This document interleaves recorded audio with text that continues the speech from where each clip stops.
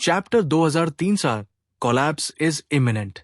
जानकारी पढ़ने के बाद यांग जिंगसन ने इस बात की गंभीरता को समझ लिया। वो तुरंत झंग यी को ढूंढने नहीं गई, बल्कि लू केरन से बोली, लगता है कि बात उतनी बुरी नहीं है जितनी हमने सोची थी। हम थोड़ा रुककर बाहर की दुनिया की प्रतिक्रिया देखते हैं। लू केरन ने सिर टेढ़ा करते हुए कहा, कैसे कहूं? अगर मूनस्टोन के टुकड़े चांद से गिर गए तो पूरी दुनिया प्रभावित होगी। यांग जिंगसन ने हाथ बांधकर बहुत शांत स्वर में कहा, हालांकि हमें अभी यह स्पष्ट नहीं है कि चांद पर क्या हुआ है, लेकिन अगर वहां की जाति यह है तो वे हम मनुष्यों के प्रति किसी भी तरह की दुष्टता नहीं रखेंगे। गॉड लेवल सभ्यताएं निम्न सभ्यताओं को बच्चों की तरह मानती हैं। उनमें उन्हें चोट पहुंचाने की कोई इच्छा नहीं होती, क्योंकि वे अत्यधिक उच्च स्तर पर होती है। और छठी पीढ़ी के मानवों का जन्म भी निश्चित रूप से उनके नियंत्रण और अवलोकन में होता है। वे इस दुनिया में ड्रकर्स को संतुलित करने के लिए अस्तित्व में, इसलिए चांद का टूटना इंसानों के विनाश के लिए नहीं हो सकता। हम पहले ये देखते हैं कि बाकी क्षेत्रों में क्या कहा जा रहा है। यांग जिंगसन के चेहरे पर हल्की सी सहज मुस्कान थी, खासकर शेंगजिंग डिस्ट्रिक्ट में। शेंगजिंग में वे किनलिंग ड्रैगन क्लैन से संपर्क कर सकते थे। यदि कोई बहुत बड़ा परिवर्तन हुआ है तो वो समाचार ड्रैगन क्लैन से प्राप्त किया जा सकता है। जहां तक बाकी क्षेत्रों की बात है, चांद की स्थिति का पता चलने पर वे निश्चित ही घबरा जाएंगे, और यदि उन्हें किसी बड़े संकट से बचना है तो उन्हें तुरंत झंग यी से सहायता मांगते हुए वुलुयन एम्पायर में आश्रय लेना होगा। तो फिर यांग जिंगसन किस बात से चिंतित थी? भले ही उल्कापिंड आकाश से गिरे और सतह की जैविक परिस्थिति नष्ट हो जाए, उनके पास भागने का स्थान था। यह बात यांग जिंगसन के लिए बिल्कुल आश्चर्यजनक नहीं थी। उसी समय झंग यी ने अपने आप को दुनिया से अलग कर भूमिगत साधना में प्रवेश कर लिया था, ताकि वह झेंग लो के साथ की लड़ाई को समझ सके और अपनी वास्तविक युद्ध क्षमता को और गहराई से विकसित कर सके। हर क्षेत्र के उच्च पदाधिकारी झंग यी से संपर्क नहीं कर पा रहे थे और लगभग पागल हो रहे थे। उनके पास मजबूरी थी, उन्हें यांग जिंगसन के पास आना पड़ा। वुलुयन एम्पायर पर विजय की खुशी अभी पूरी तरह खत्म भी नहीं हुई थी कि एक और भयानक संकट सामने आ गया। ऊपर उठना और तुरंत नीचे गिर जाना, यह अत्यंत असहाय और दर्दनाक स्थिति थी। एमएस यांग, हम वुलुयन एम्पायर के परिवर्तन में भाग ले रहे हैं। क्या हम वहां पहले जा सकते हैं? बाहर की स्थिति का कोई अंदाजा नहीं है। चांद के टुकड़े कभी भी गिर सकते हैं। हम बिल्कुल आश्वस्त नहीं हैं। यांग जिंगसन ने इन सबको बस मृत्यु का भय समझा। साधारण लोग जब सुनते हैं कि चांद टूट रहा है, वे इसे बस चर्चा की बात मानते हैं, क्योंकि उनका मानना है कि अगर ऐसा हुआ तो पूरी मानव सभ्यता नष्ट हो जाएगी। तो डरने का क्या फायदा? परंतु जिन्हें सत्ता प्राप्त है, वे सच जानते हैं और अधिक डरते हैं। यांग जिंगसन ने शांत स्वर में कहा, यह निर्णय हू डन का है। आप कुछ समय प्रतीक्षा करें, लेकिन इस बीच आप लोग खाली मत बैठें और अधिक जानकारी इकट्ठा करें। कुछ समय के लिए पूरे हुएक्सू किंगडम का शीर्ष नेतृत्व घबराहट में डूब गया। बेशक जनता में घबराहट न फैले, इसलिए ये बात सिर्फ बहुत सीमित उच्च अधिकारियों को बताई गई। झंग यी का साधना काल लंबा नहीं था, सिर्फ 3 दिन, और वो भूमिगत मार्शल ट्रेनिंग ग्राउंड से बाहर आ गया। उसकी कलाई पर लिपटी डिवाइन चेन अब ब्रेसलेट का रूप लेकर उंगलियों पर घूम रही थी। ये डिवाइन चेन नरम और परिवर्तनशील थी, लेकिन एक ही पल में अनंत लंबाई की धारदार जंजीर बनकर दुश्मन को छेद सकती थी। जैसे ही झंग यी लौटा, यांग जिंगसन और लू केरन ने उसे ये पूरी घटना बताई। झंग यी मूल रूप से बहुत अच्छे मूड में था, क्योंकि वो वुलुयन एम्पायर की कठिन लड़ाई के बाद कुछ समय शांत जीवन जीना चाहता था। उन्होंने ये युद्ध बहुत लंबी तैयारी के बाद लड़ा था और बहुत थक गए थे। पर अब एक और समस्या खड़ी हो गई। यांग जिंगसन ने कहा, ये घटना अभी नहीं हुई है। ऐसा प्रतीत होता है कि ये काफी समय से चल रही थी, बस हमने अभी ध्यान दिया। झंग यी ने पूछा, कैसे? यांग जिंगसिन बोली, पहले कोई आकाश पर ध्यान नहीं दे रहा था और न ही किसी एस्ट्रोनॉमर के पास समय था, क्योंकि अपोकलिप्स के बाद यह प्रोफेशन लगभग खत्म हो गया। ये समाचार टोंग ऑर्गेनाइजेशन से आया है, और यदि हम समय की गणना करें कि यह परिवर्तन कब शुरू हुआ, वो जानकारी पर एक नजर डालती है, फिर झंग यी की ओर देखती है और धीमे स्पष्ट शब्दों में कहती है, ये तब हुआ जब हम तियन्यू पैलेस से लौटे थे। झंग यी की आंखों में गहरा अंधकार झिलमिलाया। उस घटना का प्रभाव वास्तव में अत्यंत विशाल था। मनुष्य की दूसरी पीढ़ी ये है, उनका सामूहिक रूप से ईथर में लौटना दुनिया की हर बुद्धिमान जाति का ध्यान खींचता है। उसी की तरह मैमन का सील टूटना और अब चांद का परिवर्तन, एक भयावह संभावना झंग यी के मन में उठी। उसने ठुड्डी को छुआ और कहा, क्या यह हो सकता है कि द्रिक प्रोटस भी चांद पर सील हो? उसे इतिहास में लिखे शब्द याद आए, द डे ऑफ फॉल, पतन का दिन। क्या चांद के गिरने का अर्थ है पृथ्वी पर विनाश का दिन? यांग जिंगसिन बोली, अभी तक की जानकारी यही कहती है कि चांद पर ईहन सिविलाइजेशन है और अन्य प्राचीन सभ्यताओं की प्रतिक्रिया देखकर स्थिति इतनी भयानक नहीं है। उसने ब्लैक बॉक्स झंग यी को दिखाया, पर उसमें डेटा बहुत विशाल था। झंग यी बोला, जिंगसिन, तुम ही इसे मेरे लिए संक्षेप में बताओ। यांग जिंगसिन ने सिर हिलाया, ठीक है, इस ब्लैक बॉक्स में यह स्पष्ट नहीं कहा गया कि ड्रग्स का सील चांद पर है या नहीं, लेकिन प्राचीन सभ्यताओं के इतिहास के अनुसार सबसे शक्तिशाली 7 द्रिक जायंट्स अभी भी अस्तित्व में है, तो सबसे अधिक संभावना यही है कि उनमें से एक चांद पर सील्ड है और यह के वंशज उसके सील की रक्षा कर रहे हैं। तियन्यू पैलेस के ढहने और स्पिरिचुअल ओशन के ईथर में लौटने ने उस सील को कमजोर किया और उसी का प्रभाव चांद की सतह पर दिखाई दे रहा है। इसलिए यह सब हुआ।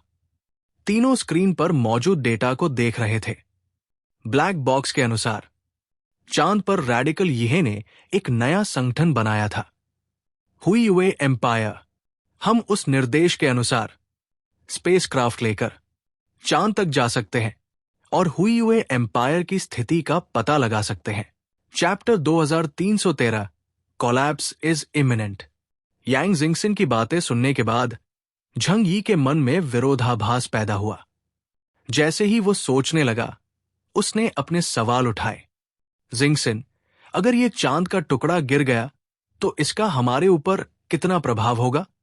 लगभग 100 किलोमीटर लंबा टुकड़ा वातावरण से गुजरने के बाद ज्यादा नुकसान नहीं पहुंचेगा, है ना? झंग यी के दिल में अभी भी आशा की झलक थी। उम्मीद कर रहा था कि चीजें उतनी भयानक नहीं होंगी जितनी उसने कल्पना की थी। यांग जिंगसिन ने सीधे झंग यी के सवाल का जवाब नहीं दिया। लिविंग रूम में एक फिश टैंक था। यांग सिया उसमें कुछ समुद्री मछलियां पाला करती थी और जब उसका समय खाली होता तो खेलती थी।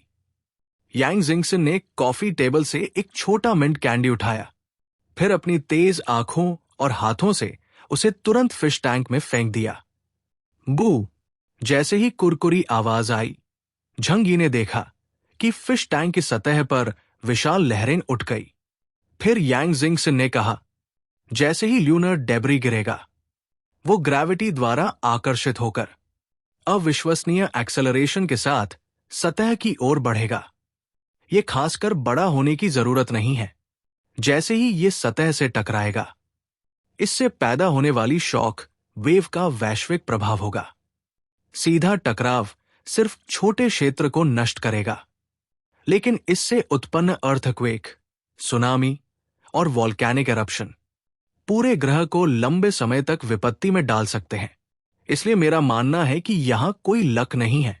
जैसे ही ये वातावरण में प्रवेश करेगा, एक्सेलरेशन में समाहित किनेटिक एनर्जी कल्पना से परे होगी। ये किसी भी इंसानी हथियार या किसी इनह्यूमन की डिस्ट्रक्टिव पावर से भी अधिक है। झंग यी ने होंठ हल्के से खोले। वो मूल रूप से पूछना चाहता था कि क्या डायमेंशनल डोर का इस्तेमाल करके इसे किसी अन्य स्पेस में ले जाया जा सकता है। पर यांग जिंगसन की बात सुनकर उसने तुरंत मुंह बंद कर लिया। वो अलग स्पेस सिर्फ उसकी व्यक्तिगत क्षमता द्वारा बनाया गया स्वतंत्र स्थान था, और जैसे जैसे उसकी क्षमता बढ़ती, इसकी स्टेबिलिटी बढ़ती। एक बार एनर्जी कैपेसिटी थ्रेशहोल्ड से अधिक हो जाए तो वो सीधे कोलैप्स कर जाएगा। स्पष्ट है कि उसका ये विचार सही नहीं था। झंग यी ने कुछ समय सोचा और फिर बोला, अगर हम अंडरग्राउंड वर्ल्ड में छिप जाएं, तो क्या हम सुरक्षित रह पाएंगे? यांग जिंगसन ने सिर हिलाया। अभी डेफिनेटिव जवाब देना असंभव है, क्योंकि ल्यूनर डेब्री का निर्माण प्राकृतिक नहीं है। हम नहीं जानते कि ये कब और कहां गिरेगा। लेकिन भाई, मैं ये आश्वस्त कर सकती हूं कि अगर ल्यूनर डेब्री वास्तव में गिरता भी है, तो कम से कम हमारे पास रिएक्ट करने का समय होगा। मैथमेटिक्स बिल्कुल परफेक्ट है, और हम इस आपदा से बचने के लिए सबसे सुरक्षित क्षेत्र चुन सकते हैं। हम का मतलब है झंग यी की पूरी टीम। बाकी लोगों के जीवन मृत्यु के मामले में, माफ कीजिए, उस समय उनके पास कोई विकल्प नहीं होगा। झंग यी सोफे पर बैठ गया, हाथ बांधकर गहरे विचार में डूब गया। ये एक और अननोन वर्ल्ड था। उनके पास पर्याप्त इंटेलिजेंस नहीं थी और वे घटना का कारण नहीं जानते थे। उसे यह भी यकीन नहीं था कि चांद पर रहने वाली यह की हुई हुए एम्पायर मानवों के प्रति अच्छे इरादे रखती है या नहीं। आखिरकार बिलियंस ऑफ ईयर्स बीत चुके थे और मानव जातियां विकसित हो चुकी होंगी। जिंगसन, तुम इस मामले के बारे में क्या सोचती हो? झंग यी ने यांग जिंगसन से उसकी राय पूछी। यांग जिंगसन ने हल्की मुस्कान के साथ कहा, भाई, सबसे बुरा परिणाम यही है कि मानवता नष्ट हो जाए और हम बच जाए। सबसे बुरा परिणाम मानते हुए हम ठीक रह सकते हैं, तो तुम थोड़ा रिलैक्स कर सकते हो। अभी इंटेलिजेंस पर्याप्त नहीं है। हमारे पास डिजास्टर से बचने के साधन हैं, लेकिन दुनिया के देशों और बड़ी ताकतों को सबसे ज्यादा चिंता होनी चाहिए, है ना? इसलिए मेरा मानना है कि हमें घबराने की जरूरत नहीं। हमें पहले उनके इंटेलिजेंस आने का इंतजार करना चाहिए। उसके बाद तय करें कि आगे क्या करना है। झंग यी ने सिर हिलाया। यांग जिंगसन का विश्लेषण बहुत थोरो था। तो फिर जैसा तुम कहो वैसा ही करेंगे। फिलहाल रोकते हैं। इस तरह झंग यी ने अन्य क्षेत्रों के सीनियर एग्जीक्यूटिव्स को डिसमिस कर दिया। जहां तक वुलुयन एम्पायर में पहले जाने का अनुरोध था, झंग यी ने उसे पोलाइटली डिक्लाइन कर दिया। अगर चांद का कोई टुकड़ा गिरता है, कोई नहीं जानता कि यह कहां गिरेगा। अंडरग्राउंड में छिपने का कोई फायदा नहीं। इसके विपरीत, टेक्टोनिक प्लेट की गति के कारण अंडरग्राउंड मृत्यु और भी होपलेस होगी। इसके विपरीत, यदि आप सतह पर हैं और इंपैक्ट सेंटर से दूर है, तो अभी भी सर्वाइवल की संभावना है। जब हर क्षेत्र के सीनियर लीडर्स ने यह सुना, तो उन्होंने समझ लिया कि झंग यी सही है, लेकिन उनके दिलों में डर था। तो वे केवल झंग यी और शेंगजिंग डिस्ट्रिक्ट से मदद मांग सकते थे। इस समय झंग यी ने अवसर का उपयोग करके अपने सुझाव दिए। हमारी समझ इस दुनिया की बहुत सीमित है। क्यों न उच्च सभ्यताओं से मार्गदर्शन लिया जाए? उदाहरण के लिए, किनलिंग माउंटेन्स के नीचे के ड्रैगन ट्राइब, वे सबसे अधिक संभावना रखते हैं कि हुएक्सू नेशन की सभ्यता के पूर्वज है। वे हमसे ज्यादा जानते होंगे। इतना कहकर झंग यी का इरादा स्पष्ट था। यह आवश्यक था कि शेंगजिंग डिस्ट्रिक्ट के लोग ड्रैगन क्लैन से संपर्क करके एक्यूरेट इंटेलिजेंस प्राप्त करें। ली ग्वांगजियाओ ने ईस्ट सी रीजन से मेंग युअनजून और हो तू से कहा, हुएक्सू किंगडम क्रिटिकल मोमेंट में है। दोनों लोग अपनी जानकारी छुपाना बंद करें। हम जानते हैं कि आपके पास किनलिंग ड्रैगन क्लैन के संपर्क है। क्यों न इस अवसर का उपयोग करें? जी चांगहाई, नॉर्थ ईस्ट रीजन के सुप्रीम कमांडर ने भी जल्दी से कहा, इतना समय हो चुका है, अब व्यक्तिगत लाभानी की चिंता न करें। हालांकि किनलिंग ड्रैगन क्लैन आपके रिसोर्स है, लेकिन अगर अभी कुछ गलत हुआ तो हम सभी डूम्ड हैं। मेंग युअनजून ने कुछ नहीं कहा, पर उसने हो तू की ओर देखा। आखिरकार अब तक ड्रैगन क्लैन द्वारा मान्यता प्राप्त केवल हो तू थी। ड्रैगन क्लैन की दृष्टि में बाकी लोग किसी एंट से अधिक नहीं थे। हो तू ने भी इस उम्मीद को महसूस किया और बोली, मैं जाकर पूछ सकती हूं, लेकिन कोई परिणाम की गारंटी नहीं दे सकती। यहां तक कि शेंगजिंग डिस्ट्रिक्ट में भी लोग हमेशा से ड्रैगन क्लैन से संबंध बनाने में शेमलेस थे, पर अब कहा नहीं जा सकता कि वे ध्यान देंगे या नहीं। लेकिन अब हो तू को ड्रैगन क्लैन के एंसेस्टर द्वारा गाइडेंस मिली और संबंध एक कदम आगे बढ़ गया। बाद में मदद और गाइडेंस लेना आसान होगा, क्योंकि जब आपने पहले मदद की तो ये एक तरह से संक कॉस्ट इन्वेस्टमेंट बन गया। झंग यी ने सिर हिलाया। तो हम तुम्हारे अच्छे समाचार का इंतजार करेंगे। हुएक्सू किंगडम के सभी प्रमुख क्षेत्रों ने दिन भर चांद की ओर कई एस्ट्रोनॉमिकल टेलीस्कोप्स लगाए रखे, डर के कारण कि किसी समय कोई बड़ा डेब्री अचानक गिर सकता है। हो तूने वास्तव में ड्रैगन क्लैन के लोगों से संपर्क किया, बेशक ब्लैक ड्रैगन युअनजिंग के माध्यम से। जब यह ड्रैगन वर्ल्ड लौट कर आया, फिर भी उसने शेंगजिंग में रहना चुना। यह ड्रैगन एंसेस्टर की गाइडेंस प्रतीत हो रही थी। Chapter 2314 imminent collapse. दुनिया ने अब बहुत बदलाव देखे थे और लोग अब उतने हॉस्टाइल नहीं रहे उन एंशिएंट रेसेस के प्रति जो छठी पीढ़ी के मानव नहीं थे। लेकिन इतना पावरफुल बीइंग होने के बावजूद ब्लैक ड्रैगन को अभी भी डीप ड्रैगन लॉकिंग वेल के नीचे रहना पड़ता था। ऐसा लगता है कि काग्गो ने पिछली पीढ़ियों के मानवों पर पूरी तरह से प्रतिबंध नहीं हटाया है, और अगर पावरफुल एंशिएंट ह्यूमंस सरफेस पर आए तो उन्हें खत्म किया जा सकता है। ब्लैक ड्रैगन की लॉन्ग लाइफ स्पैन थी और वो अंडरग्राउंड लाइफ का लॉन्ग एक्कस्टम था, इसलिए उसे कोई समस्या नहीं लगती थी। उस रात हो तू ने अंडरग्राउंड एलिवेटर लिया और अकेले लॉकिंग ड्रैगन वेल की गहराई में पहुंची। जब ब्लैक ड्रैगन ने उसे आते देखा तो उसने प्लेफुल तरीके से डीप और लाउड ड्रम जैसी आवाज बनाई। अरे, गॉड ऑफ हुएक्सू कंट्री आई है। उसका टोन टीजिंग से भरा था। हो तू से बात करना अब उसकी खुशियों में से एक बन गया था। Lord black dragon. हो तू ने बहुत रिस्पेक्टफुल तरीके से सिर हिलाया। तो इस बार तुम क्या करना चाहते हो? ब्लैक ड्रैगन को हो तू का स्टाइल अच्छी तरह पता था। अगर कोई महत्वपूर्ण बात नहीं होती तो ये छोटी लड़की सामान्य दिन पर यहां पर्सनली नहीं आती। हो तू ने छुपाया नहीं और सीधे सच बताया। अगर चांद के साथ कोई अनएक्सपेक्टेड घटना हुई तो ह्यूज मीटियोराइट फ्रैगमेंट्स गिर सकते हैं, जिससे दुनिया में मेजर डिजास्टर हो सकता है। अगर ऐसा हुआ तो यह सिचुएशन 4 साल पहले से भी ज्यादा गंभीर होगी। पूरा मानव जाति एक्सटिंक्ट हो सकती है। इसलिए मैं लॉर्ड ब्लैक ड्रैगन से पूछना चाहती हूं, क्या ड्रैगन क्लैन को इस मामले के बारे में कुछ पता है? हेलोंग ने भी ये सुनकर भौहें चढ़ाई। क्या यह सच है? हो तू की आंखों में स्लाइट डिसअपॉइंटमेंट और इम्पेशंस झलका।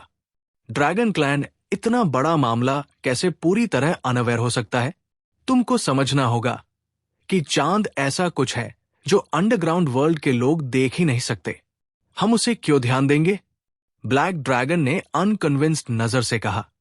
हो तूने हल्का सिर झुकाया और पूछा, लेकिन अगर चांद के फ्रैगमेंट्स धरती पर गिरते हैं तो अंडरग्राउंड वर्ल्ड इनएविटेबली प्रभावित होगा।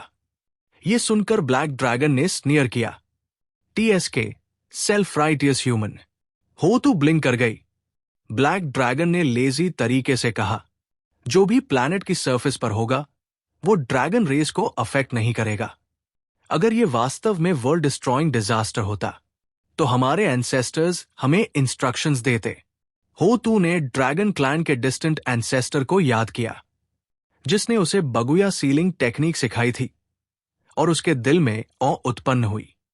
बगुया एक सीलिंग टेक्निक है, लेकिन डीकोडिंग टूल भी है। जितना वो इसे स्टडी करती उतना ही उसकी शक्ति समझ में आती।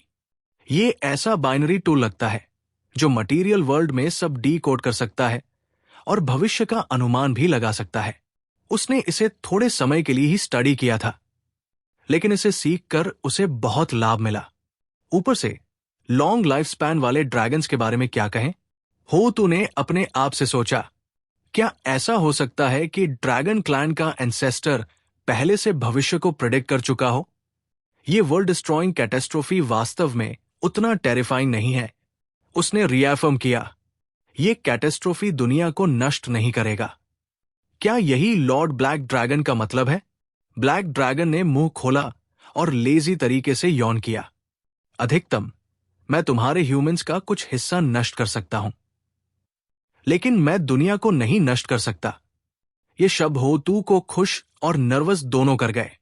खुश इसलिए क्योंकि डिजास्टर का लेवल उतना एग्जैजरेटेड नहीं है, कम से कम सॉल्यूशन मौजूद है।